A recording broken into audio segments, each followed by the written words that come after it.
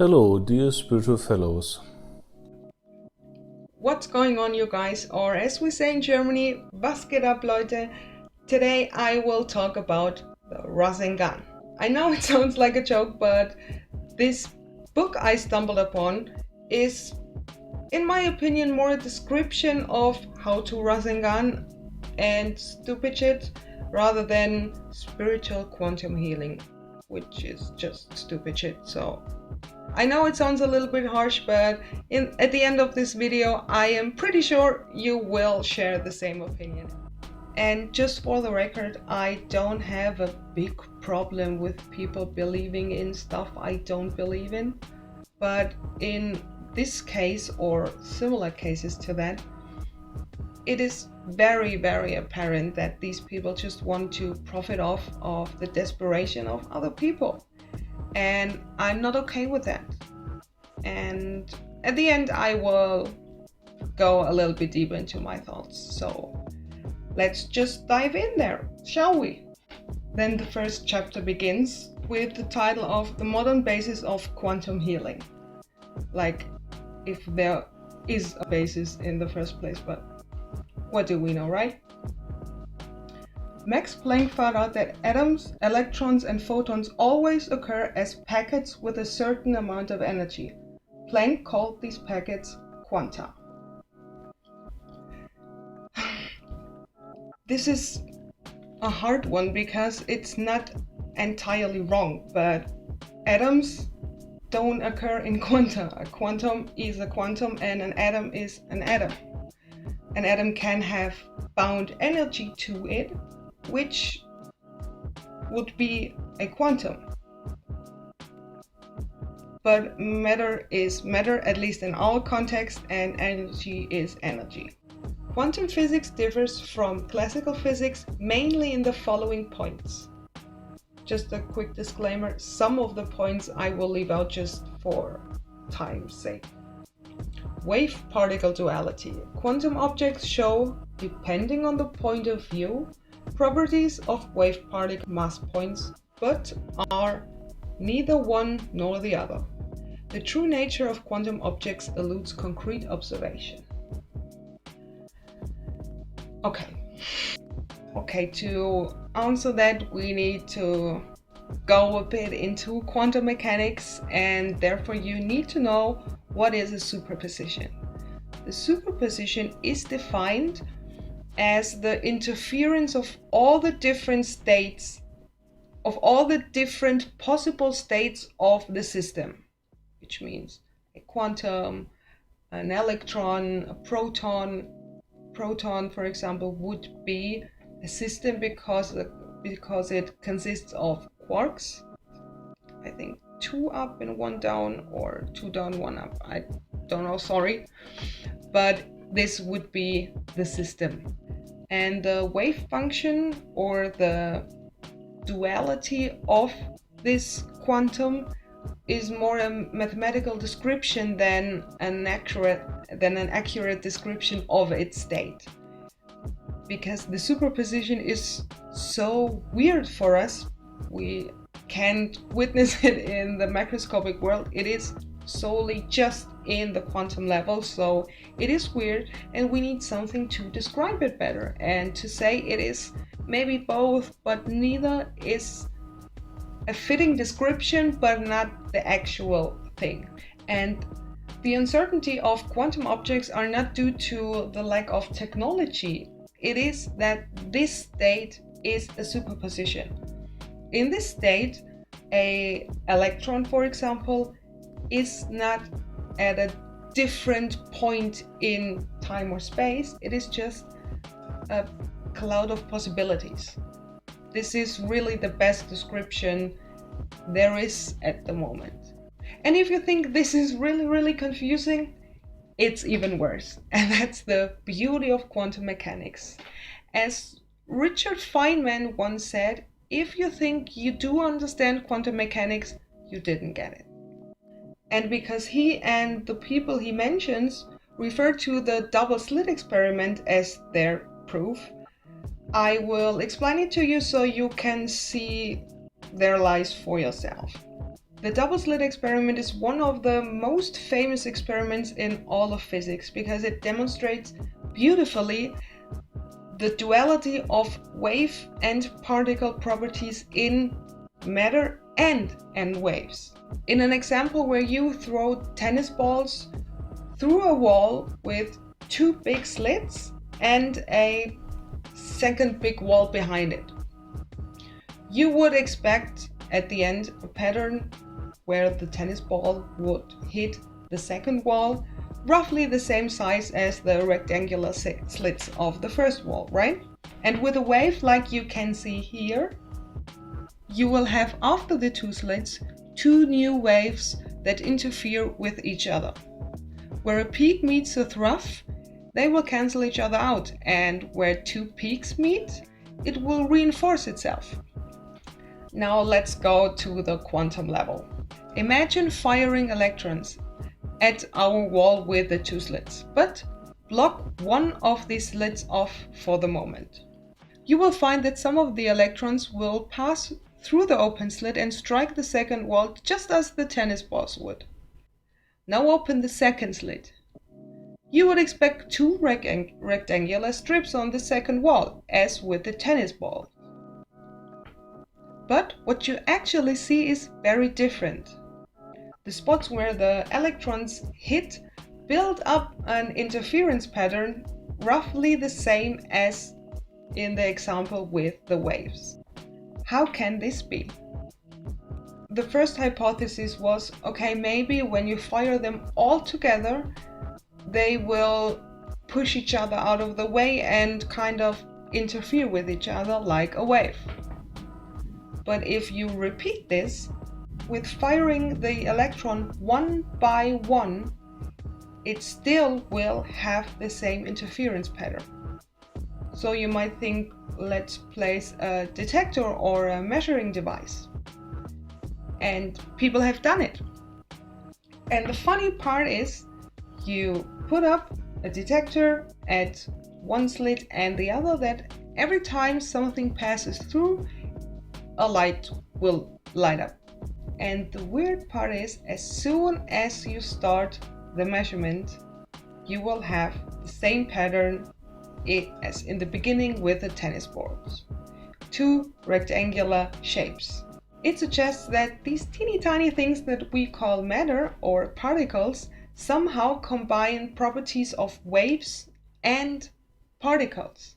And that is what we call the wave-particle duality.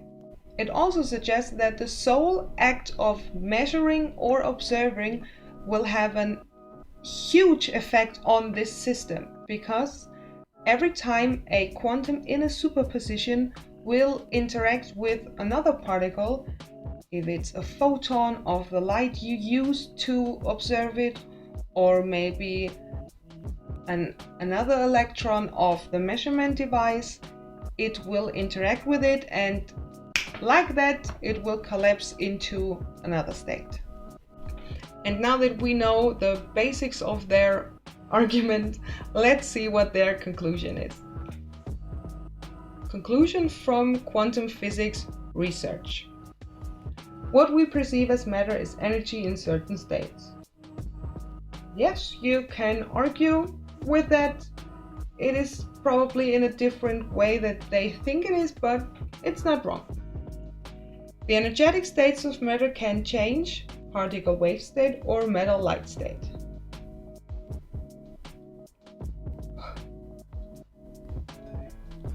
That bugged me for quite a while, because the particle wave state, it's not the particle wave state, it's particle wave properties, and it's the superposition.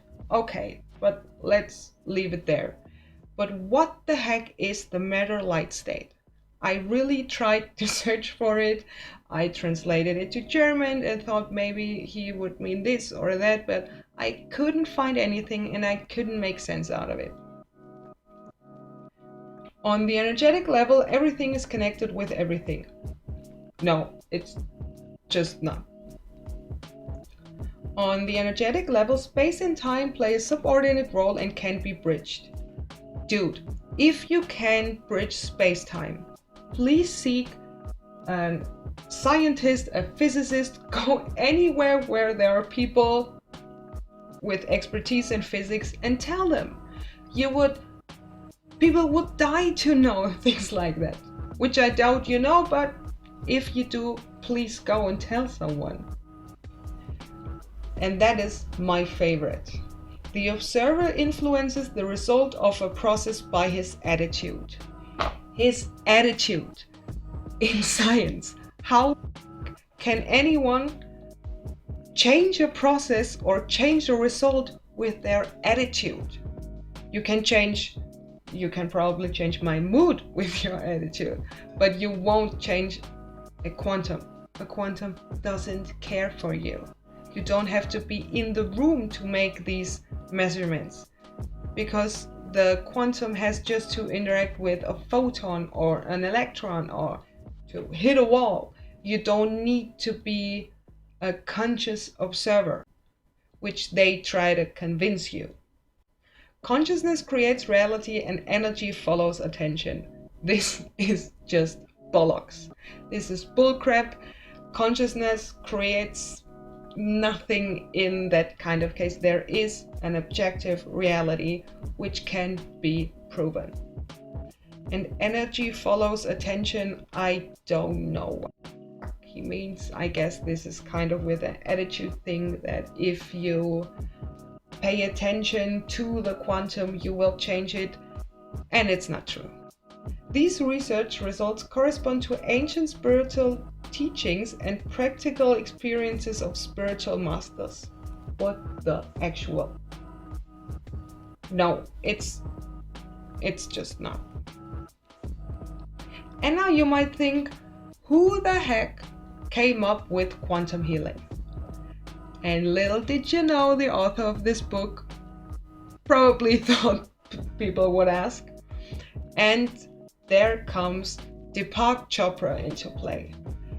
I know I have probably butchered his name, that's why I just call him Chopra, and you know who I mean. So he believes physics, especially quantum physics, brought groundbreaking new insights that could already confirm the old spiritual knowledge about the structure of our world to some extent. Spoiler alert, to no extent. So let's talk a little bit about his beliefs. Science doesn't call it God, but what is God if not the immeasurable potential of all that was, all that is, and all that will be? Science also tells us that there's a field of non-locality where everything is correlated with everything else. You asked Dan what I meant by woo-woo. That is the very embodiment of woo-woo. He just uses different scientific terms, sprinkles them with new age bullshit, and thinks he has a point. Watch this and listen closely. When you talk about the observer effect and the uncertainty principle, this is how subatomic particles are altered by looking at them, by bombarding them with light, for example, because they're so small.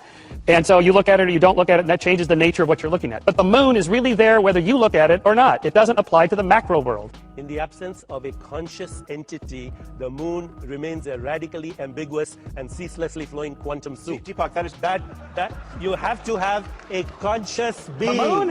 Yes. Okay, listen to. Sorry for the quality, but did you understand anything? No, because he didn't say anything. He appropriates scientific terms to fit his narrative and mask his book. Because if it sounds scientific, some people just think, well, it has a basis, I will try it. But it has not a basis. Please, for the love of God, this dude is lying. I mean, he defines consciousness as the superposition of possibilities. No wonder he thinks we have superpowers. Now you guys know that he wasn't the first one to point out a connection between spirituality and physics rather than making up a connection. And in the chapter of the spiritual roots of quantum healing, we have the first factual sentence. I am so happy. At 44%, the first very factual thing. In the end, everything is based on physics and everything is logical and lawful. I mean, except they're bullshit, but it is. I mean, they would probably interpret it in a whole different way, but logically, this is fine. And I mean, after that, there's just spiritual, esoteric bullcrap, but I don't care. What bugs me is the knowledge of quantum physics is already evident in the old teachings which have existed for ages. And then normal people tend to follow unconscious impulses and thus are not masters of their destiny. What the actual frick? I mean, this is so condescending. Normal people. I mean, genuinely, I rather follow unconscious impulses rather than making up shit and pulling people money out of the pockets. And now it comes the energy part. This special energy is pure spiritual energy with its own intelligence and electrical nature. So it's electrical.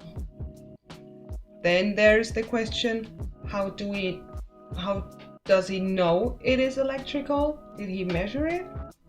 And how does he create it?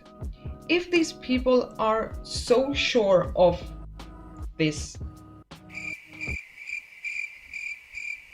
why don't they make controlled studies with real scientists? If this was a thing, people would die to get a piece of the cake. And if they really want to heal the world, they would give us some pieces of their cake. This is a good part. In this, he will talk about the 4-point method where you build up tension between your hands. We were almost at Naruto part. The highly potent, intelligent energy knows what to heal, harmonize, and where to work accordingly powerful in the energy system of the patient. That sounds incredibly cool. I would like to make some energy and say, go, do your work. But the world doesn't work like that. And I really can't see how they justify it to other people that will go to their treatment and give them money for this bullshit. How? Now comes my favorite part. I know this book is boringly marketed as spiritual quantum healing, but I don't know who made that decision to deny the title of Learn How to Heal Others with a Rasengan. I don't know. I would have bought it. The energy created in this way shows itself as a growing ball of energy between the hands, which shines more and more intensely and looks like a small sun. So in practice on the energetic level, you actually create a shining ball, a little sun, between your hands. Now we have the possibility to transfer this little sun into the energy system of the patient without further intentions, so that harmonization, vitalization, and healing can happen. The intelligent energy knows what to do. I mean, that sounds so cool. And with this little sentence, they are free from critique. Sneaky, but I really think it's not fair to the patient. Only the higher intelligence in their energy sphere decides. I mean, what the actual? I know I said this a lot in this video, but I mean it. How you treat people with invisible energy, could maybe a Rasengan, but invisible in this case. And in the end, if a patient comes back to you and says, dude, it didn't work, I'm still sick, I'm still dying probably, they have the audacity to say, yeah, well, but there's a higher being deciding all that. I'm sorry, I can't do anything. I don't think that's fair. And here again, there is a little safety warning, which I find pretty concerning for such a harmonizing treatment with energy and the nature, and you have to put so many safety warnings in it. For example, such an unintentional treatment is not subject to the control of the user and therefore involves certain risks or effects which may not be so easy to handle. Okay, a little bit concerning, but maybe there's some things we didn't see. Okay. But here again, therefore it is safer and more reasonable to at least define a certain framework for the treatment and to formulate a basic intention. A goal-oriented treatment is controllable and therefore also better to be responsible for. So this is, in my opinion, another safety warning, but a sneaky way to maybe go to your patient, say, okay, please read this booklet. And if you define in the beginning the framework and the goal of the treatment, you kind of just indicate the placebo effect, which has its right to be there, but not if you have to pay for it that much, or people suggest that it is a real treatment. Okay, and now we are at the detailed part of how to Rasengan. Okay, now gently rub the center of your palms with one finger. This will activate the points. Now hold your palms parallel and opposite of each other at a distance of about 40 centimeters. Concentrate on the sensation of the 2 points. The longer you allow your perception and attention to flow into these 2 points, the more strongly they are activated and an energy stream builds up between your hands. 5. Voltage buildup between the 2 main poles. You have now activated all 4 points. Imagine that now the energy from your crown chakra and heart chakra flows through your hands and builds up and strengthens the glowing energy ball between your palms. The energy ball is getting stronger and stronger and shining like a small sun. When you feel that the energy is strong enough, go to the programming. Okay, the programming is just telling the little ball, healing. And now there's the integration or dispatch. The energy ball is now ready and can either be sent or integrated. If the client is standing in front of you, you can hand over the ball to him to transfer it into the system by touch, which would probably look incredible if you imagine 2 grown-ass adults transferring an invisible ball. The remote part sounds kinda sexy to me. If it's a remote application, then you can imagine the client standing in front of you and you put the ball into his sphere. But I would imagine you would put your ball into her, or either way.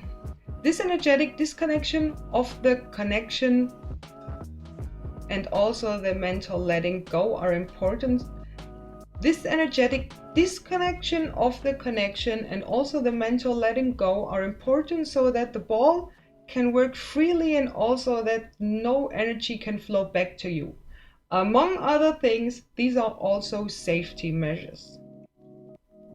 I mean, energetic disconnection of the connection sounds redundant but fair, and another safety warning which I find pretty concerning. And then you have to talk to the patient, did it work, and blah blah blah blah blah. This part really, I still get so angry. I recommend trying out as many applications as possible on yourself first to see how they work. This is indeed empirical research that will greatly expand your awareness and knowledge. Empirical research Are you freaking kidding me? This is not empirical research. How can this dude write this book without even thinking about, is this a good idea? Because he is lying. Empirical research is defined as: empirical research is a type of research methodology that makes use of verifiable evidence in order to arrive at research outcomes. In other words, this type of research relies solely on evidence obtained through observation or scientific data collecting methods. Observation and measurement of phenomena as directly experienced by the researcher. The data thus gathered may be compared against a theory or hypothesis, but the results are still based on real life experience. But that doesn't mean I do something and then I feel something, therefore research. No! And now a portrait of Ray del Sol, the author of this book. I don't want to talk too much about it because I will show you some clips of him where he introduces himself to all of us.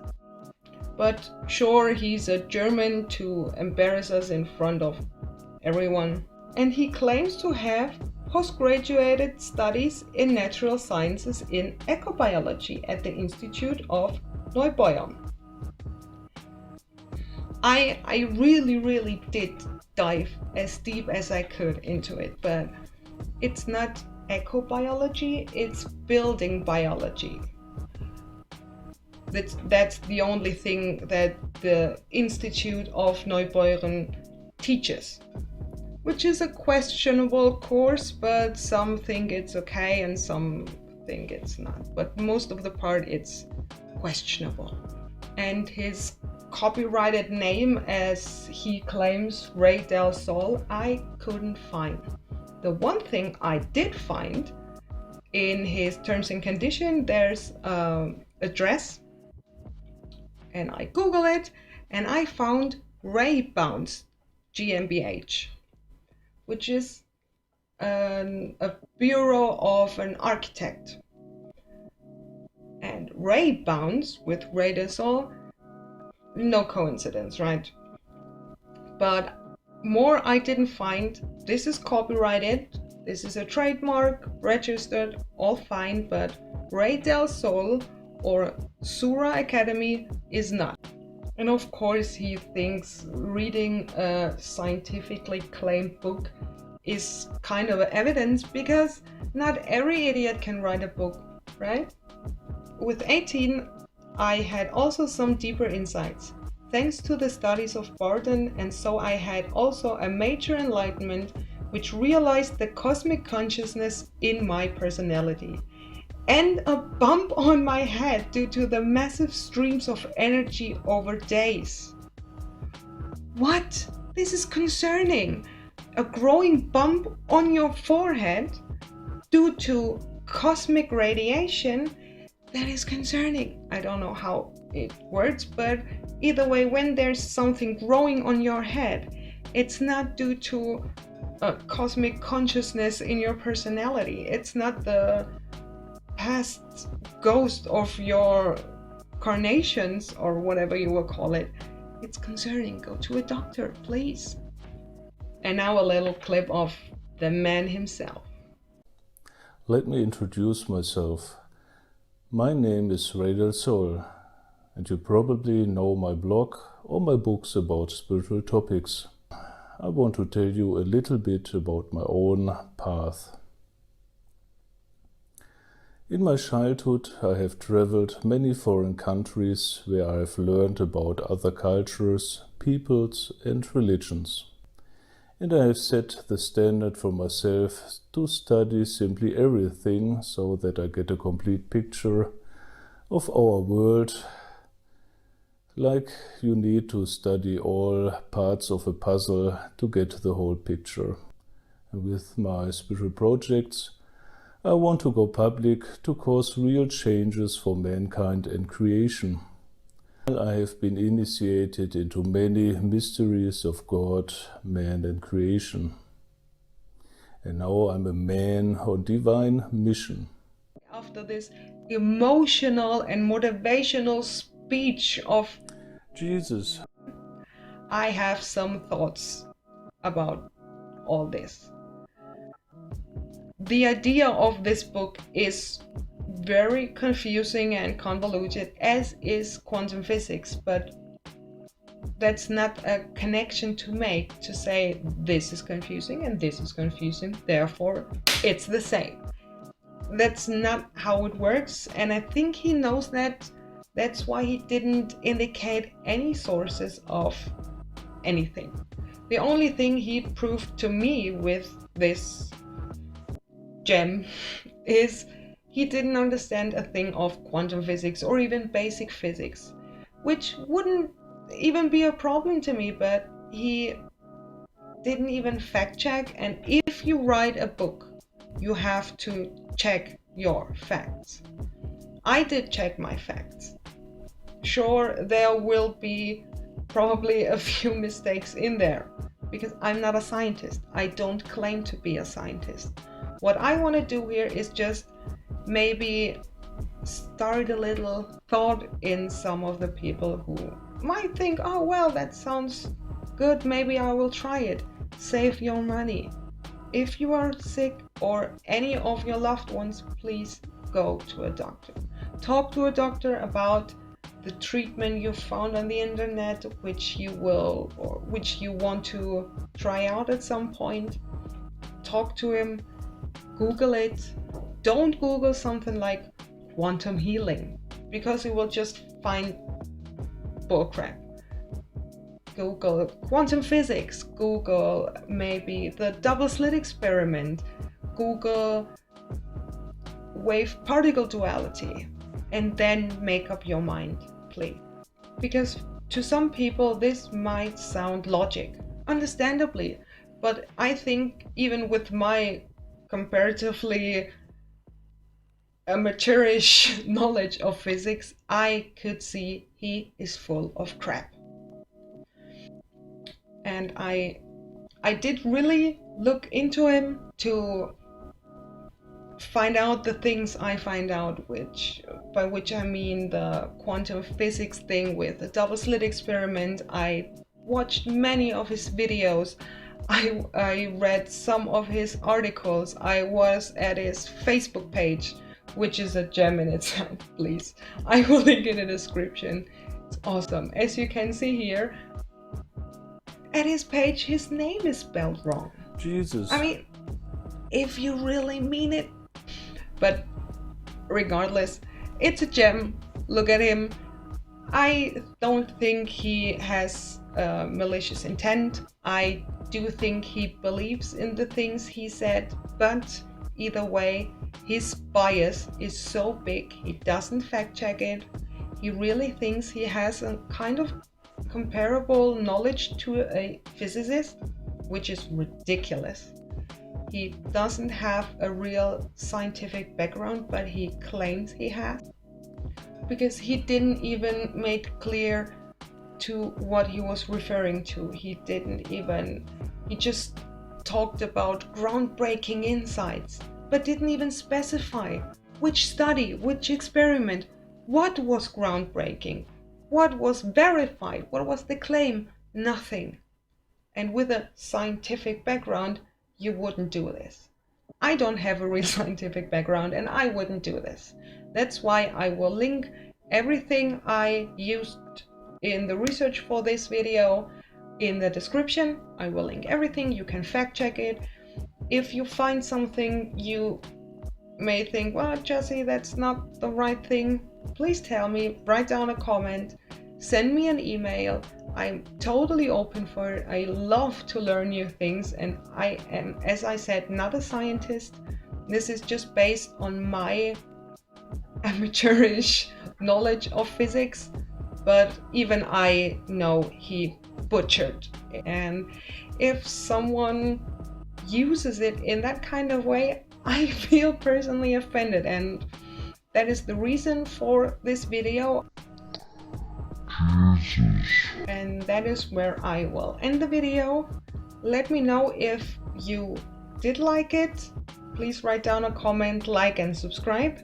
And maybe I will make another video like this. If you have any suggestions for books or articles, please let me know. I had a lot of fun recording and researching for this video, so let me know any of your suggestions, and have a great day. Stay safe and stay sane. Bye.